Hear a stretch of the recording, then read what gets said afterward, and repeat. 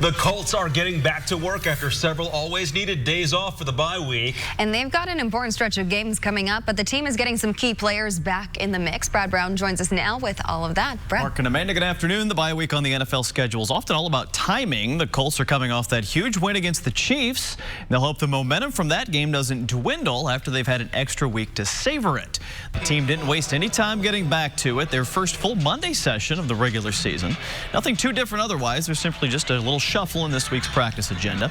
The headline on the field today, Darius Leonard getting back to practice. He's been cleared from concussion protocol after missing the last 3 games. Same for Clayton Gathers. He missed the Chiefs contest as well. Darius talked about gaining some perspective from having to watch from the sidelines for nearly a month.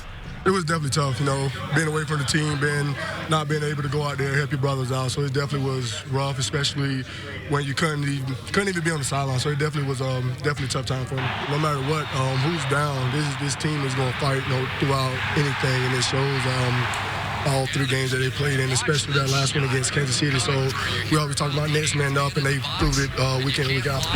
After the bye week, Amanda mentioned an important stretch. Here it is. The Colts play 4 of the next 5 at home, and the schedule really plays into their favor. The Texans are the only one of these opponents that currently has a winning record. But it's always a tough trip to Pittsburgh right in the middle of that. But definitely 5 very winnable games as they head through this middle part of the season. One other note from Monday, the team putting defender Kamoko Toure on injured reserve, suffered a nasty ankle injury in Kansas City. That's a tough break for a guy who was having a very good season, just his 2nd year with the Colts. They added defensive tackle Carl Lewis to fill that roster spot. It's his 5th season in the league. He played 2 years each in Baltimore and Cleveland.